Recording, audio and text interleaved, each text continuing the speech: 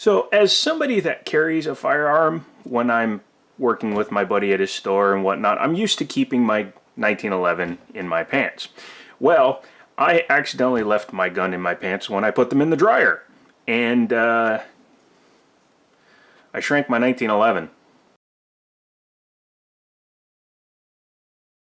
Hey guys, bit of a funny, but when I saw this, I knew I had to do a video on this thing. This thing is flippin' hilarious. And before we get going, let's do a safety check, visually and physically inspect the firearm. Nothing in there, nothing in the chamber, and because it is so small, I can just stick my finger up through the magwell, and as you can see, nothing in there.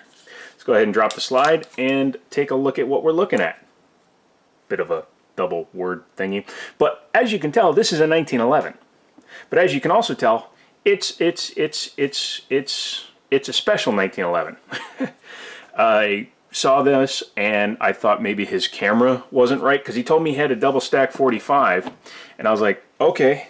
And then I saw the picture and it just kind of took me back, because I didn't even know they were going to make this. For those of you that aren't familiar with the brand, this is a Rock Island Armory 1911. Rock Island makes more 1911s than any other manufacturer in the world, period. They like to do all kinds of different models, and this one just happens to be one of their newest releases. And this is not like some other guns that pretend to be 1911s. This is a true 1911. In fact, this is beyond a 1911, because as you can see, this is a double stack. So this is actually a 1911 that's designed to compete with the double stack Glock. I believe it's the 30 or the 31. I'll double check and put it up there. But yeah, this is called the 3 point... No, that's not what it's actually called. So as you can see from the label here, this is the M1911A2 Subcompact BBR 310 caliber 45 pistol. Yeah, this is not a normal position.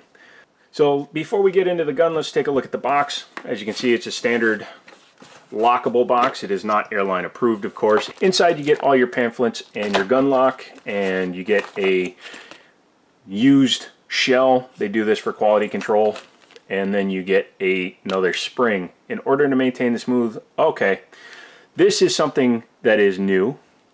If you read here, in order to maintain the smooth operation of this firearm, change the recoil spring after every 500 rounds. And I do apologize for knocking the camera around, but at least they give you a second spring. I'm assuming because of the force of firing a 45 out of such a small pistol, it's going to wear out that spring a little bit quicker. But yeah, that's pretty cool. So this is very typical of how Rock Island does its pistols. They give you a lot of stuff for your hard-earned pennies. And I'm going to go ahead and put the hammer down. Let's take a look at it. It is based on an A2 style, so they're saying. But this is I can't get over this. It has a very, very heavily checkered grips on it. They're thinner, obviously, because this is a monstrous double stack. If you ever held a double stack 45 before, it's actually the same width because the magazine is the same width. It's just a hell of a lot shorter. So I just had to check the manual because I haven't loaded this firearm, and I'm not going to, obviously, because we're on camera. But this is a 10-round 1911. 10 rounds in that little itty-bitty guy right there. That is just freaking hilarious. But let's go ahead and take a look at the exterior. It has wood grips on it, or at least they're wood-like. They have the texture of wood. They might be plastic, and I'm thinking they are. They just have a wood texture to them. It's pretty aggressive. It actually grips on your fingers pretty well. And even though it's only a $500 and something pistol, it has rear checkering, which they all should, and front strap checkering, which is actually a necessity on a gun this small, but it's horizontal and vertical, which, if you aren't tired of hearing me say it yet, gives you a much better purchase on the firearm than if it only had vertical ones. And they are necessary when you're putting a 45 in a package this small. It has a skeletonized trigger and a skeletonized hammer, which is standard for Rock Island's not base GI model guns. Has some nice forward serrations that are nice and deep, and they grip really well. So yeah, that's pretty good. Standard mag release, standard slide lock slide release, and standard safety. and this is a 1911, so the only way you can engage that is to cock it and lock it, which is how you control a 1911. Very obvious on and off. They did there's a word for you. They did modify the beaver tail so that the memory notch is way up higher. This is normally way down here on a standard 1911, but the beaver tail comes out nice and far and covers the hammer. Nothing here on the front of the trigger guard, but that's okay. Normally isn't. Adjustable trigger. As you can see, it does have a adjustable stop on there. Sights are really decent. It's got a blacked out blade up front. I wish it did have some kind of high vis thing, but it does have an actual LPA rear sight. So it's a fully adjustable windage and elevation. Has white dots in the rear, nothing on the front. That should be reversed. In fact, it should be like a fiber optic front and blacked out rear. We can let that go though. It does have some ports here. Other than that, it's very standard. It does have a full length guide rod. It's actually more like a Glock style guide rod or newer style pistol guide rod, in the fact that it is not a normal style. The trigger, it is a single action pistol, but it's also a 1911, so it should in theory have a good trigger. Because the stop is all the way out, it's not going to go as far. You just engage the safety and then we just do this. As you can see, that's all the take up there is, and then break. Wow, that is light.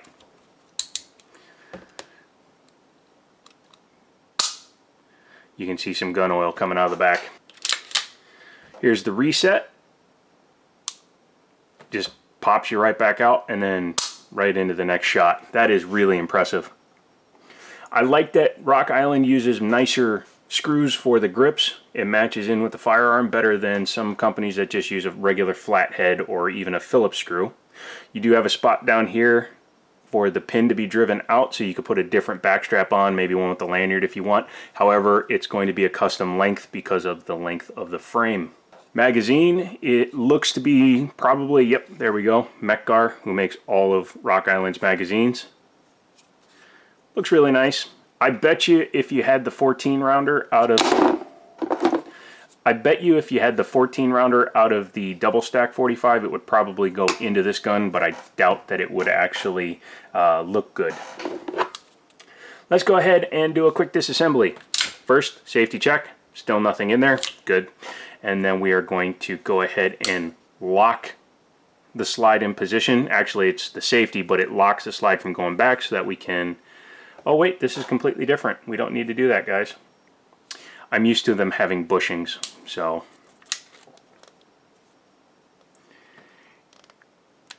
Just come back to disassembly. I would do it upside down, that way you don't drop everything off.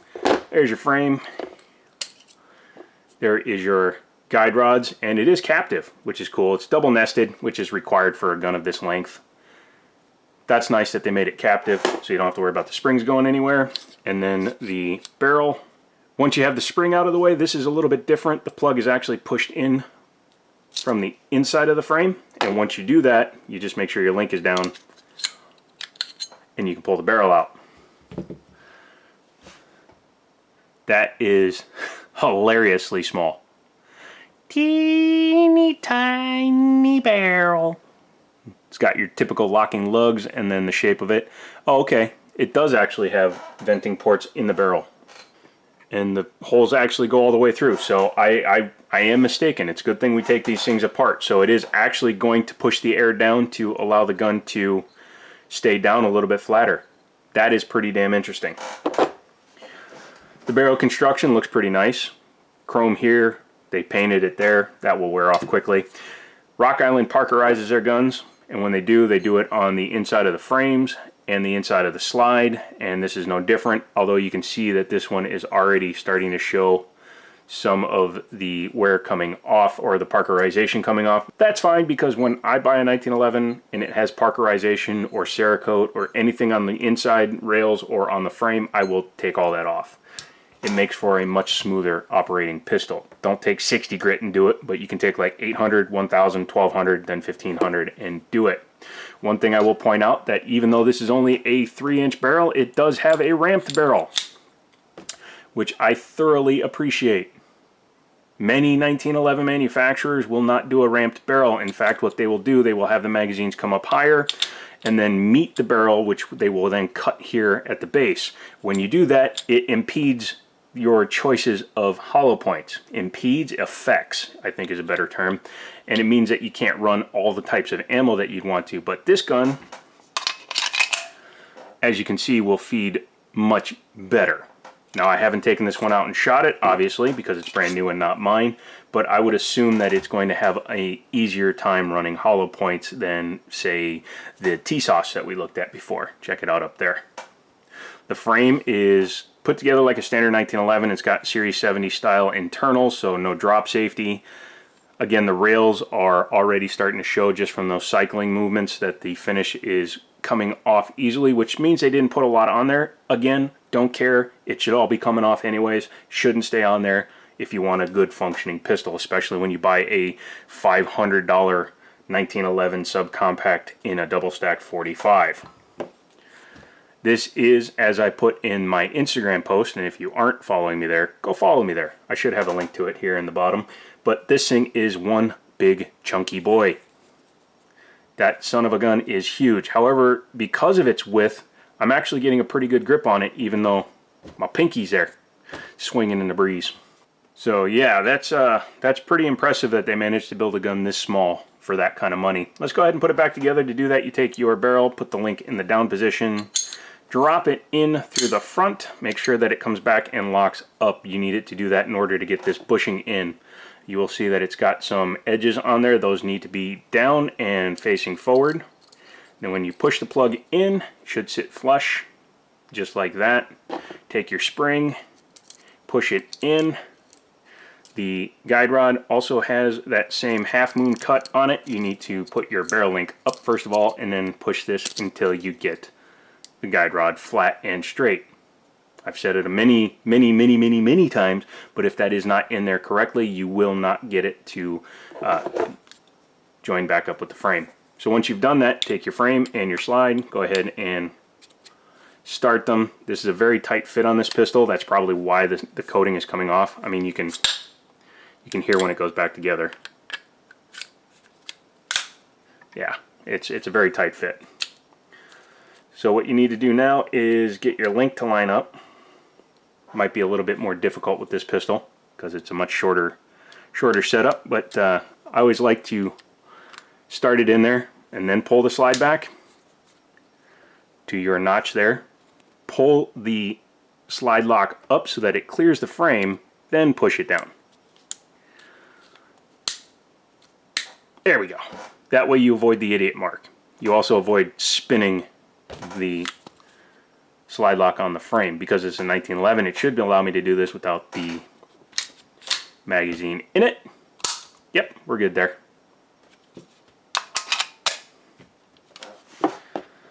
Yeah, it's a bit oily. I apologize about that. Let me wipe it down real quick. So there we are, back together, reassembled, and on the table. And this thing is hilarious. Like I said, it's an unexpected piece from a company that actually innovates. Very much like Kel-Tec. Here's a bit of a surprise or twist. I am doing a couple of Kel-Tec videos coming up here. But much like Kel-Tec, they just kind of do what they want to do, and then the market kind of follows them. Unlike some manufacturers who just do the same thing every year, over and over and over and over and over and over and over.